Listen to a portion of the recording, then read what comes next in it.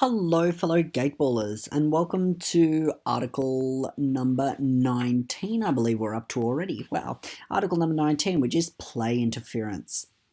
We're going to get stuck into this relatively short video today, but before we do, we'd like to thank Gateball Australia for their proud endorsement of this video. Likewise, the World Gateball Union for their figures, which we will be using from a variety of their publications.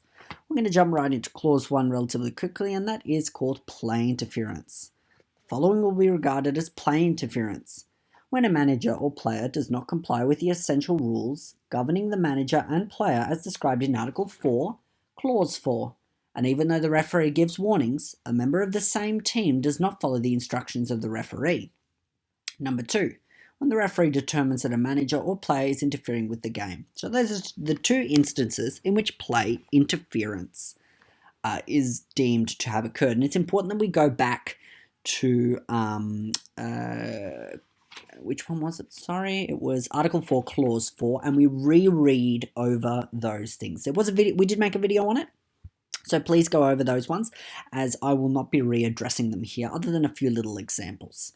Well, what do we do when we find when we find that interference in the play has occurred? And it says, when play interference occurs, the following steps will be taken depending on the situation and time, to ensure the interference does not benefit the team which has committed the play interference. And we're going to go into those in a moment. But first, can you see how this player is causing player interference? It is in Article 4. It is in Article 4 of Clause 4 of Article 4. Can you see what he's doing? Seems to be stroking his ball out of the court in a place where no referees are present, relatively hard by the looks of it.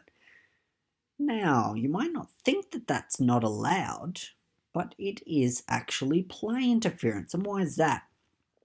And it says in the Q&A book, although the discretion is up to the referee and depends on the situation, the following are some examples. A stroker intentionally and repeatedly changing the sparking direction. So that's indicating in one direction, indicating in another direction, and doing it so many times that the referee's getting confused to waste time. Number 2, intentionally and forcibly stroking the ball in a direction where there is no one to stop the ball, making it an out ball. Look familiar? Right here, it's considered wasting time and play interference. Number 3, deliberately carrying out a foul. Can't deliberately commit a foul. Number 4, intentionally carrying out an invalid move. Number 5, intentionally carrying out an ineffective play. And number 6, intentionally asking the referee irrelevant questions. These are just a few of the explanations that a player can commit, but similarly, there are other ones that managers can commit as well. So we just want to make sure that we know them. These are just a few examples.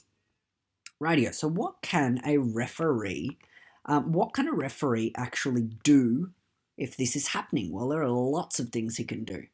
And we usually take these in order. The first one is take away the rights as a stroker from the stroker.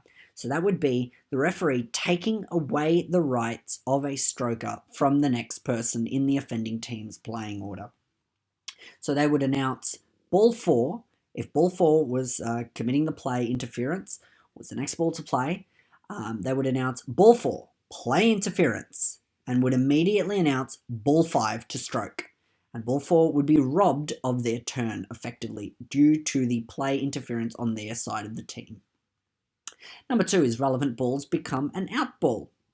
Same thing exactly. The balls are punished by becoming out balls. Number 3, disallow successful passes through gates and finishes. Similarly, it's just another form of penalty. And number 4, eject a manager or a player from the game. Similar to a red card in a game of soccer, we have a very similar thing in Gateball. And there are three steps or points with that one. And number 1 of that is the ball of a player who has been ejected will be removed from the court. The ball is removed from the court. Number 2, the number of the player who has been ejected will be an absent number. That's incredibly important, especially in relation to our tie-breaking video and article, if you remember back to that one about absent players and absent numbers. Number 3, points of the player who have been ejected obtained prior to the ejection shall be valid. So all the points that they scored prior to the ejection stand for the final game score. Number 5, the referee can declare the team disqualified and the other team will win by forfeit. They are all the things that a referee can do if they believe that player interference has occurred.